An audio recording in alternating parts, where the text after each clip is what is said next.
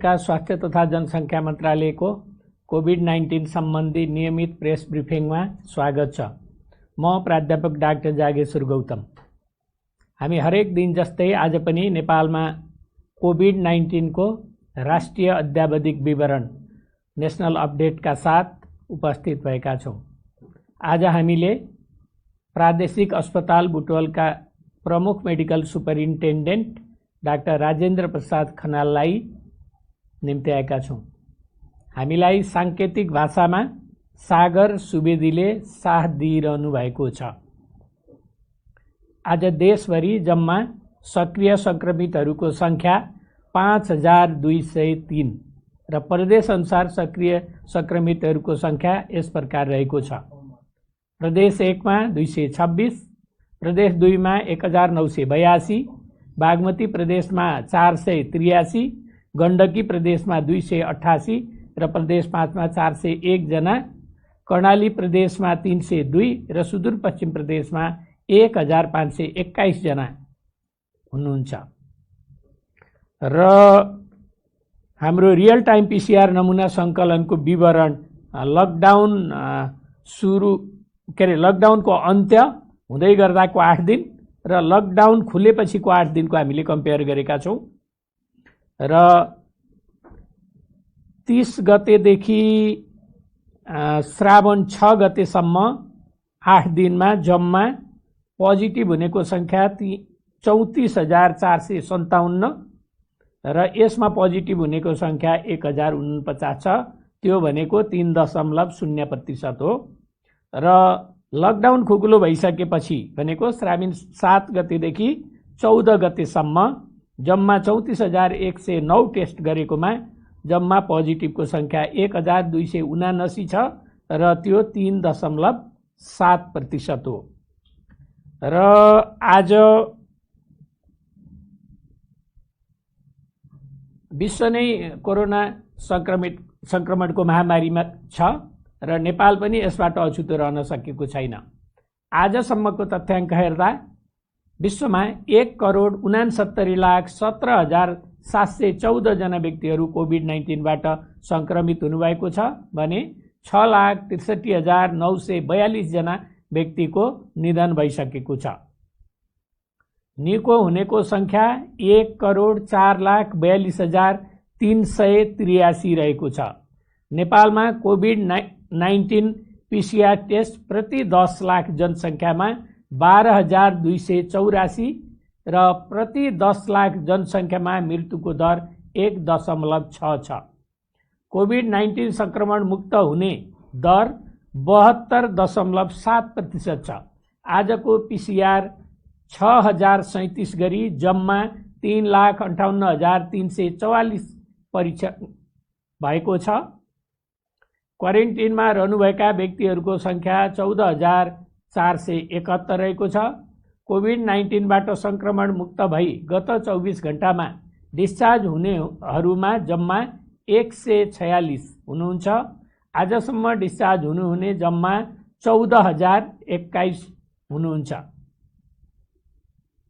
उहाँहरूको स्वास्थ्य उपचार तथा हेरचाहमा अहोरात्र खटिनुभएका सम्पूर्ण चिकित्सक, नर्सिङ स्टाफ, स्वास्थ्यकर्मी तथा अन्य सहयोगी शुभेच्छुकहरूलाई हार्दिक धन्यवाद दिन चाहन्छौँ।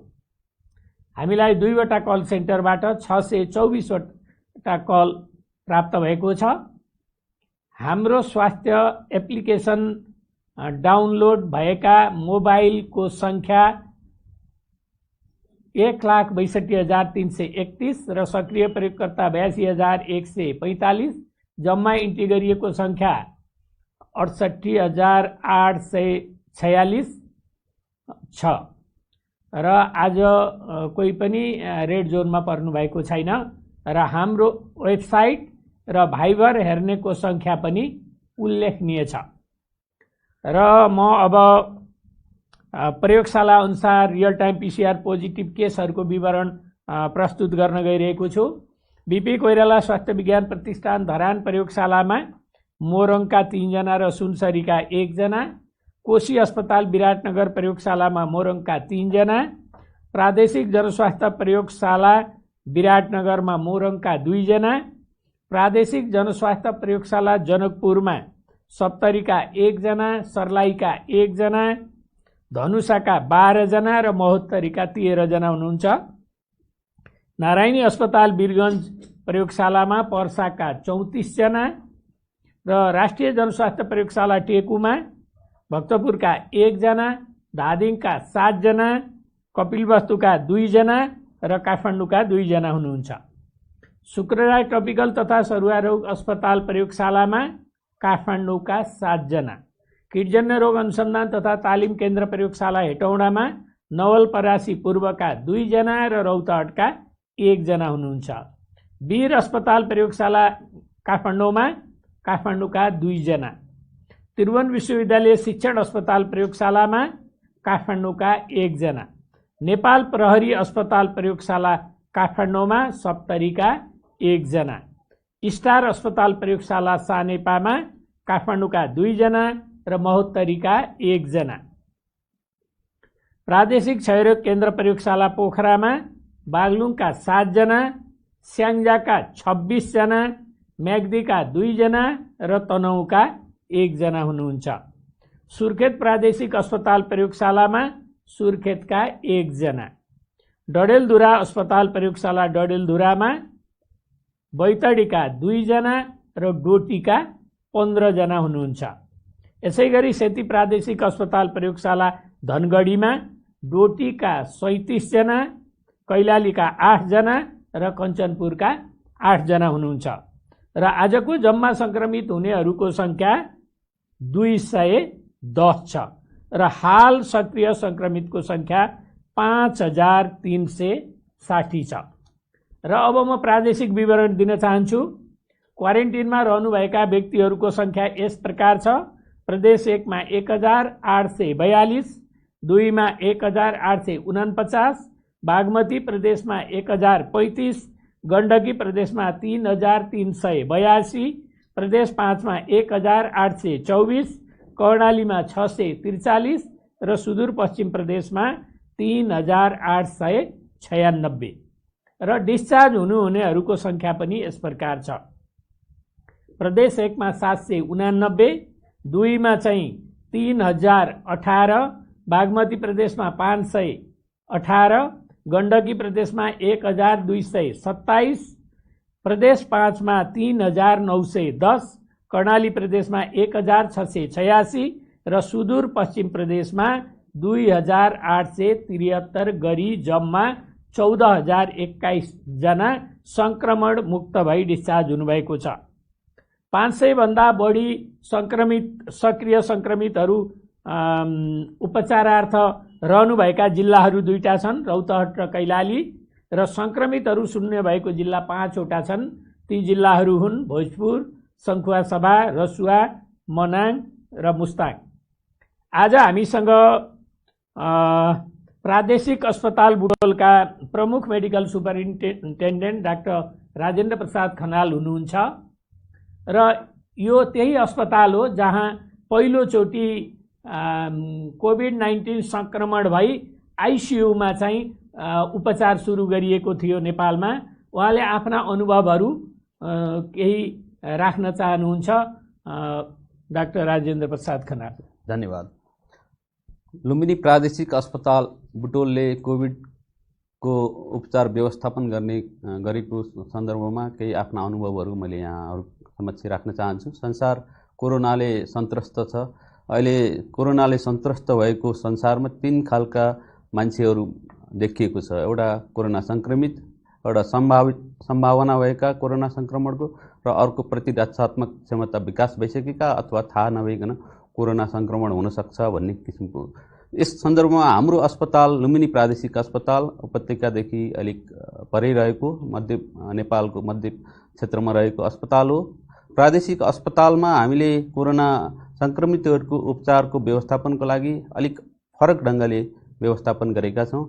मुख्य अस्पताल बजारको बीच भागमा छ र कोरोना संक्रमितको लागि हामीले करिब 4 किलोमिटर पर रहेको एउटा क्षेत्रमा त्यहाँ चाहिँ हामीले आइसियु सहित कोरोना संक्रमितलाई आइसोलेसनमा राख्ने गरी आइसोलेसन अस्पताल बनाएका छौँ, छोटो समयमा बनाएका हौँ। र त्यो अस्पतालमा अहिले 80 जना बिरामी कोरोना मुक्त भएर उहाँहरू डिस्चार्ज गरिसकेको अवस्था छ। र त्यसमध्ये हामीले आइसियुमा 17 जना बिरामी हामीले भर्ना गरेको अवस्था हो। अहिले त्यहाँ हाम्रो आइसियुमा 2 जना उपचाररत हुनुहुन्छ र जेनरल आइसोलेसन जहाँ चाहिँ सामान्य लक्षण भएका बिरामीहरूलाई राखिएको छ त्यहाँ अहिले 3 जना हामीसँग हुनुहुन्छ। यसरी हामीले यो अस्पतालले यस कोरोना सङ्क्रमितहरूको उपचार व्यवस्थापन गरिराख्दाखेरि अब संसारलाई नै नयाँ जस्तो रोग अब हाम्रो नेपालको सन्दर्भमा पनि एउटा मात्रै ल्याबमा पहिले भर परेको र अहिले 29 वटा प्रयोगशाला छोटो समयमै विकास भएको र अब कोरोना सङ्क्रमितहरूको टेस्ट भइराखेको, कोरोना सङ्क्रमण सम्बन्धी टेस्टको सुविधा करिब देशभरि नै फैलिराखेको अवस्था हो। त्यस्तै गरी हाम्रो अस्पतालमा पनि हाम्रो अनुभवको आधारमा भन्ने भने एउटा 0 लेभलबाट अहिले हामीले आइसियुमा जो राख्नुपर्ने बिरामीहरूलाई उपचार गरेर सङ्क्रमण मुक्त बनाएर पठाउन सकेका छौँ। जस्तो एउटा अनुभव यहाँहरूलाई म भन्न चाहन्छु। वैशाख 19 गते हाम्रो रूपन्देहीका कोरोना सङ्क्रमित जो भनौँ भने प्रदेश 5 मा पहिलो केस थिए, उनी सङ्क्रमितको रूपमा पत्ता लागेका, उहाँलाई हामीले पहिलो केसको रूपमा भर्ना गऱ्यौँ र हाम्रो अस्पतालमा जुन आइसोलेसन अस्पतालमा 36 वटा बेड रहेको थियो। 36 वटा बेड कम्प्लिट रूपमा सबै कोरोना पोजिटिभली भरिसकेपछि मात्रै हामीले अन्य अस्पताल जस्तो नजिकमा भएको भीम अस्पताल, अब बेलजुन्डी अस्पताल, पश्चिमतिरको प्रदेश नम्बर 5 को नेपालगञ्ज अस्पतालले चाहिँ म्यानेज गरेको अवस्था हो। समग्रमा प्रदेश 5 मा 4 वटा आइसोलेसन अस्पताल छन्। त्यसमध्ये हाम्रो लुम्बिनी प्रादेशिक अस्पतालले प्रदेश 5 को सम्पूर्ण रूपमा जुन चिकित्सा अवस्थाका सक्त अवस्थाका बिरामीहरूलाई हामीले त्यहाँ चाहिँ व्यवस्था गरेका छौँ। सबै भनौँ भने प्रदेश 5 हाम्रो आइसियुमा निर्भर रहेको छ। जस्तो दाङमा अप्ठ्यारो परेको केसहरू हामीले लिएका छौँ र अन्यत्रबाट पठाइएका केसहरूमा हाम्रो तदारुकताका साथ व्यवस्थापन भइराखेको छ। र यसमा एउटा अनुभव, मिठो अनुभव, पहिलो सङ्क्रमित जो यहाँहरूले मलाई लाग्छ सामाजिक सञ्जालमा पनि उहाँ अलिकति भनौँ एक खालको सकारात्मक सोच भएको मान्छे, नाचेर दिन कटाएको अवस्था पनि थियो र उहाँ सङ्क्रमण मुक्त हुनुभयो। उहाँलाई सामान्य समस्या थियो, तर त्योभन्दा वैशाख 19 गते त्यसरी भर्ना गरिएको बिरामीलाई उपचार गरेर पठाइसके, कोरोना नेगेटिभ भएर पठाइसकेपछि जेठ 14 गते हामीले एउटा कोरोना पोजिटिभ केस जो चाहिँ एकदम सक्त अवस्थामा कपिलवस्तुमा हुनुहुन्छ, गाउँमा त्यत्तिकै रहिराख्नु भएको छ, कसैले हेरेको छैन भन्ने सूचना पाउँदा बित्तिकै हामीले त्यहाँबाट तत्काल उद्धार गरेर ल्याउनुपर्छ भन्ने सूचना दियौँ र उहाँहरूले एम्बुलेन्समा लिएर आउनुभयो र ल्याउँदै रिसिभ गर्दा पहिलो आइसियुमा राख्नुपर्ने केस उहाँको भन्ने स्याचुरेसन, अक्सिजन स्याचुरेसन 70% भन्दा कम र सास फेर्न निकै गाह्रो भएको र बाटोमा लिएर जाँदै उहाँको प्राण निस्कने अवस्था थियो। त्यस्तो अवस्थामा हाम्रा स्वास्थ्यकर्मीहरू पहिलेदेखि प्रिपेयर्ड अवस्थामा हुनुहुन्थ्यो। त्यहाँ एनेस्थेसिस्ट, क्रिटिकल केयर टिम, त्यसै गरी नर्सिङ टिम र सम्पूर्ण व्यवस्थापनमा खटेका सहयोगी कर्मचारीहरू उहाँहरूले बोकेरै त्यो बिरामीलाई भित्र ट्युब, त्यहीँ बाटोमै ट्युब, इन्डोट्र्याकियल ट्युब श्वासनलीमा राखेर भित्र लैजानुभयो र भेन्टिलेटरको सहयोगमा उहाँको चाहिँ पछि बिस्तारै स्वास्थ्यमा सुधार आएर 2 दिनपछि इन्डोट्र्याकियल ट्युब एक्सट्युबेट गर्ने अवस्था भयो र उहाँ साथसाथमा उहाँ सुगरको बिरामी हुनुहुँदो रहेछ र सुगरको उपचार व्यवस्थापन सँगसँगै कोरोना सङ्क्रमणको उपचार व्यवस्थापन ले गर्दाखेरि उहाँलाई 2 हप्तामा हामीले डिस्चार्ज गर्न सक्यौँ र उहाँ पहिलो जसलाई हामीले कोरोना पुष्टि भएको केसलाई हामीले रिसिभ गरेको हो र त्यसै गरी गर्दाखेरि अहिले 17 जनासम्म बिरामीको हामीले आइसियुमा उपचार गरिसकेका छौँ। र यस सन्दर्भमा हाम्रा अनुभवहरू पनि कस्तो छ भने सम्पूर्ण हाम्रो त्यो जुन आइसोलेसन अस्पतालमा करिब 86 जनाको डेडिकेटेड टिम त्यहाँ चाहिँ इन्भल्भ छ। त्यसमा क्रिटिकल केयर टिमदेखि फिजिसियनहरूको टिम, त्यसै गरी सहयोगी कर्मचारीहरू उहाँहरूलाई डेडिकेटेड ढङ्गले हामीले राखिराखेका छौँ। उहाँहरूलाई क्वारेन्टाइन इत्यादि व्यवस्थापन गरेको पनि हो र सम्पूर्ण तयारी हरेक दिन अस्पतालमा यो इन्फेक्सन प्रिभेन्सनका चाहिँ ट्रेनिङहरू, त्यो लगाउने सुरक्षा कवचहरू कसरी लगाउने भन्ने कुरालाई निरन्तर हामीले गर्दै त्यो तयारीका साथसाथमा यसरी कोरोनाका सिकिस्त बिरामीहरूलाई उपचार व्यवस्थापन गरिसकेपछि जुन किसिमको एउटा आत्मविश्वास बढ्यो, त्यो आत्मविश्वासले अब जुनसुकै अवस्थाकालाई पनि हामीले म्यानेज गर्न सक्छौँ भनेर लुम्बिनी प्रादेशिक अस्पताल गर्व गर्ने ठाउँमा आइपुगेको छ। अहिले हामीसँग 2 जना बिरामी हुनुहुन्छ र समग्र प्रदेश 5 मा अहिले कोरोना सङ्क्रमितको सङ्ख्या अघि डाक्टर साहबले भने अनुसार अलिकति घटेको अवस्था पनि छ र टेस्ट रेट पनि बढेको छ। त्यो राम्रो कुरा हो। प्रादेशिक अस्पतालमा एउटा चुनौती चाहिँ हामीले अरू खालका बिरामीहरू जो चाहिँ सुत्केरी गराउन आउने महिलाहरूदेखि लिएर अरू चिकित्सा अवस्थामा इमर्जेन्सीमा ल्याउने अवस्थाका बिरामीहरूलाई छुट्टै हब हस्पिटलमै म्यानेज हामीले त्यो लकडाउनको पिरियडमा पनि गरिराखेको हो र त्यहाँ चाहिँ हामीले कोरोना सङ्क्रमितहरूलाई राखेनौँ र एउटा जोखिमपूर्ण वातावरणबाट अलिकति जोगाउन सक्यौँ जस्तो लाग्छ। र त्यति भन्दा भन्दै पनि कहिले कहिले इमर्जेन्सी अथवा कहीँ पनि त्यस्ता कोरोना सङ्क्रमितहरू भेटिने सम्भावनाहरूलाई ठाडै नकार्न त सकिँदैन, तर सकेसम्म छुट्याएर राख्दाखेरि चाहिँ राम्रो हुँदै रहेछ भन्ने हाम्रो अनुभवले सिकाएको छ। र सम्पूर्ण रूपमा ढुक्कै हुने अवस्था, कोरोनाबाट मुक्त भयो भन्ने अवस्था पनि छैन, तर हामी तयारी अवस्थामा छौँ र हाम्रा चुनौतीहरू पनि यसका साथसाथमा सँगसँगै छन्। जस्तो कि हाम्रा स्वास्थ्यकर्मीहरू पनि 3 जना सङ्क्रमित हुनुभयो, त्यसमध्ये 2 जना प्यारामेडिक्स र 1 जना डाक्टर साहब, तर उहाँहरूलाई पनि अहिले कोरोना नेगेटिभ भएर अब उहाँहरू रिकभर भइसक्नु भएको छ। उहाँहरूलाई खासै भने पनि लक्षण पनि देखिएको छैन। र हाम्रो अनुभवले के बताउँछ भने समग्रमा कोरोना सङ्क्रमितहरूको धेरैजसो सङ्ख्या चाहिँ लक्षण रहित अवस्थामा छ र कसैलाई आइसियुमा म्यानेज गर्नुपर्ने अवस्था छ। र अबको प्राथमिकता मलाई लाग्छ आइसियुमै राख्नुपर्ने अवस्थाका बिरामीहरू, र सरकारले पनि दिएका निर्देशनहरू अहिले होम आइसोलेसन, होम क्वारेन्टाइनलाई बढी महत्त्व दिएको देखिन्छ र मलाई लाग्छ सबै किसिमको व्यवस्थापनमा त्यो राम्रो पक्ष हो। र त्यसमा हाम्रो सबैभन्दा महत्त्वपूर्ण रोल भनेको चाहिँ हामी अनुशासित हुनु नै हो। स्वास्थ्यकर्मीहरू यसरी खटिराखेका छौँ, हामी हामी ज्यानलाई जोखिममै राखेर पनि अगाडि बढिराखेका छौँ, तर यो जुन 3वटा कुराहरू छ, सामाजिक दूरी, मास्क लगाउने र जुन सेनिटाइजेसन, जुन हात सफा गर्ने, हात नाक मुखलाई जोगाएर अनुशासित भएर सरकारले गरेन अथवा अन्यले गरेन भन्दा हामीले के गर्यौँ भन्ने हिसाबले अगाडि बढ्नुपर्ने बेला आएको छ। मलाई लाग्छ नेपाल अलिकति भाग्यमानी छ यस सन्दर्भमा, धेरै कम मृत्युदर छ, तर यसमा चुनौती भनेको शङ्कास्पद बिरामीहरूले चाहिँ मृत्युवरण गर्नु परेको त्यो नमिठो पीडा पनि हामीसँग छ। त्यसैले शङ्कास्पद बिरामीहरूलाई कोरोनै हुन् भनेर भन्दा पनि उनीहरूलाई व्यवस्थापन गर्न छुट्टै आइसोलेसनमा अथवा छुट्टै आइसियु सेटअपमा राखेर हामीले उपचार हामी लुम्बिनी प्रादेशिक अस्पतालमा छुट्टै मोडलमा पनि गरिराखेका छौँ। इभन गर्भवती बिरामी कुनै इमर्जेन्सी अवस्थामा आइपुगे कोरोना सङ्क्रमित भने त्यहाँ डेलिभरी गराउने व्यवस्थामा पनि हामी गरिसकेका छौँ। त्यसैले यति भन्दा भन्दै अब यो हाम्रो टिममा सबभन्दा महत्त्वपूर्ण कुरा भनेको ट्रेनिङले बहुत ठुलो काम गर्यो, हाम्रो तयारी अवस्थाले राम्रो काम गर्यो र यसमा एउटा कमान्ड सिस्टममा हामीले चलेको छ। म मेडिकल सुप्रिन्टेन्डेन्टको कमान्ड छ, त्यसमा हाम्रो फोकल पर्सन फिजिसियन डाक्टर साहब 1 जना हुनुहुन्छ, कम्युनिकेसनको लागि सूचना अधिकारी हुनुहुन्छ जससँग यथेष्ट जानकारी doctor Vishnu Gautam, focal person doctor Sudarshan Thapa, त्यसै नर्सिङ इन्चार्ज हाम्रो ज्योति पौडेल हुनुहुन्छ, त्यसै गरी आपूर्ति प्रमुख हुनुहुन्छ बबिता बजिमय, हाउसकिपिङ अफिसर जो चाहिँ सहयोगी कर्मचारी कमान्ड गर्नुहुन्छ हाम्रो गीता गेमाली, प्रशासनका साथीहरू हुनुहुन्छ विपिन छेत्री लगायत, र समग्र हब हस्पिटलमै म्यानेज गर्ने सिनियर डाक्टर साहबहरू जो चाहिँ चुस्त रूपमा अन्य बिरामीहरूलाई पनि व्यवस्थापनमा खटिराख्नु भएको छ। र लुम्बिनी प्रादेशिक अस्पतालले एउटा मोडल पेश गरेको छ र हामीलाई एउटा आत्मविश्वास पनि छ कि कुनै पनि ठाउँमा आइसियुमा राख्नुपर्ने अवस्थाका बिरामीहरूलाई यहाँहरूले राम्रोसँग ट्रान्सपोर्टेसन गरिदिएर हाम्रो अस्पतालसम्म ल्याइदिनु भयो भने हामीले उहाँलाई उपचार व्यवस्थापन गरेर उहाँहरूको ज्यानलाई जोखिमबाट उतार्नको लागि हामी सकभर भरबगदुर कोसिस गर्नेछौँ। र यसमा हाम्रो अहिले अस्पतालमै पिसिआरको ल्याब सेटअप पनि छ, हामीले अपरेसनहरू पनि अगाडि बढाएका छौँ। कोही शङ्कास्पद बिरामीको हकमा चाहिँ ती पिसिआरबाट नेगेटिभ भएपछि अपरेसनहरू पनि नियमित रूपमा अगाडि गर्ने जुन कुरा रोकिएको थियो त्यो कुराहरूमा समग्र प्रदेश 5 लुम्बिनी प्रादेशिक अस्पतालमा राम्रै तरिकाले निर्भर रहेको छ। प्रदेशले चाहिँ हाम्रो अस्पताललाई सहयोग गरेको छ, सङ्घीय स्वास्थ्य मन्त्रालयबाट भएका मार्गनिर्देशनहरूलाई हामीले पालना गरेका छौँ र हामीलाई नयाँ नयाँ अनुभव छ, नयाँ नयाँ सिकाइ छ।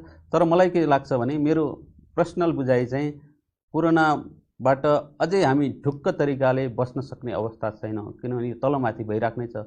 मलाई लाग्छ सायद 6 महिना 1 वर्ष होला।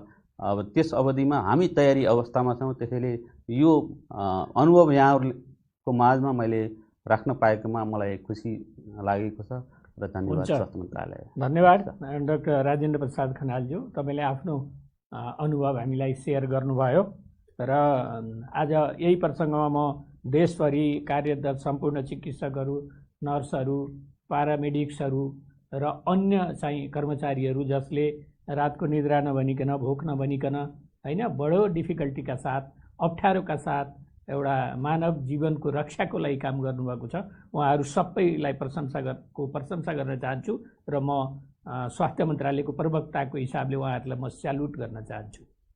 र हामीलाई अर्को जानकारी छ, आज नेपाल सरकारको 2077 असार 15 गते कोरोना भाइरस कोभिड-19 को सङ्क्रमणको उपचार बापत अस्पताललाई अनुदान उपलब्ध गराउने सम्बन्धी आदेश 2077 स्वीकृत गरी शङ्कास्पद तथा संक्रमित व्यक्तिहरूको उपचार बापत अस्पताल मार्फत रकम उपलब्ध गराउँदै आएको छ। लक्षण नभएका वा सामान्य लक्षण भएका बिरामीका लागि घरमा स्वास्थ्यकर्मीले निगरानी गर्दा उपचार गर्दा लाग्ने खर्च प्रतिदिन प्रति व्यक्ति रु 200 को दरले चाहिँ 200 रुपियाँ दिने। लक्षण नभएका वा सामान्य लक्षण भएका आइसोलेसन केन्द्रमा बस्ने बिरामीहरू भएमा सम्बन्धित संस्थालाई रु 2000 अक्षय रूपी 2000 रुपियाँ मात्र र तेस्रो सामान्य लक्षण भएका 60 वर्षमाथिका ज्येष्ठ नागरिकहरू, दीर्घ रोगीहरू तथा अन्य स्वास्थ्य समस्या भएकाहरूको हकमा व्यवस्थापन गर्ने अस्पतालका लागि प्रतिदिन प्रति व्यक्ति रु 3500 अक्षय रूपी 3500 रुपियाँ मात्र र मध्यम जटिल बिरामीहरूको उपचारको व्यवस्थापन गर्ने अस्पतालहरूका लागि प्रतिदिन प्रति व्यक्ति अस्पताललाई रु 7000 अक्षय रूपी 7000 रुपियाँ मात्र र जटिल र क्रिटिकल बिरामी व्यवस्थापन गर्ने अस्पतालका लागि प्रतिदिन प्रति व्यक्ति अस्पतालका लागि 15000 अक्षय रूपी 15000 रुपियाँ यसरी हामीले दिने निर्णय गरेकोमा म फेरि जानकारी गराउन चाहन्छु। कोभिड-19 को परीक्षणको दायरालाई फराकिलो बनाउन समुदाय स्तरको परीक्षणलाई जोड दिन स्वास्थ्य तथा जनसङ्ख्या मन्त्रालय लागि परेको छ। परीक्षणका लागि आवश्यक पर्ने प्रयोगशालासँग सम्बन्धित रिएजेन्ट, भिटिएम लगायतका सम्पूर्ण सामग्रीहरू हाल 1 महिनाका लागि प्रशस्त पुग्ने गरी स्टकमा रहेको अवस्था छ। थप आवश्यक सामग्रीहरू आउँदै गरेका पाइपलाइनमा रहेका र खरिदका क्रममा छन् र म अनुरोध एउटा गर्न चाहन्छु। बन्दाबन्दी खुलेसँगै हामी सबै नव सामान्यकरणमा आएका छौँ। यो भनेको कोभिडको महामारीभन्दा पहिलाको जस्तै सामान्य जीवनमा फर्किएको होइन।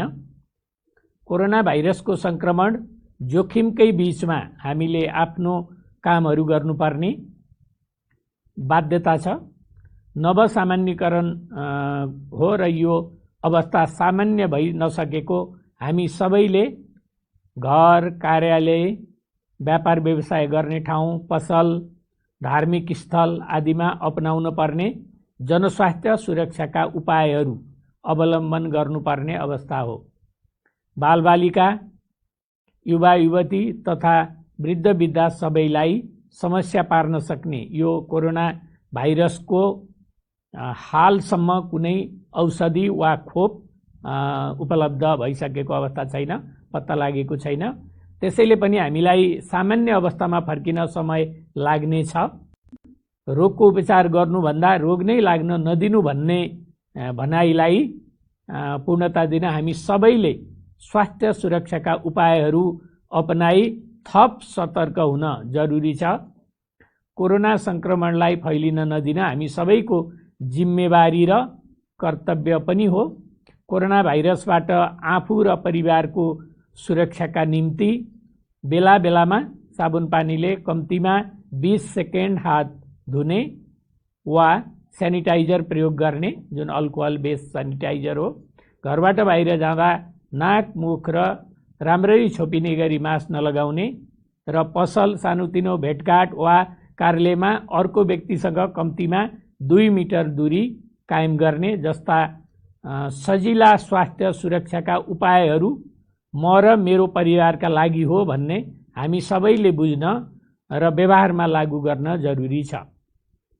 कोरोनाको संक्रमणबाट आफू पनि बचौं, अरूलाई पनि बचाऊं, स्वस्थ रहौं।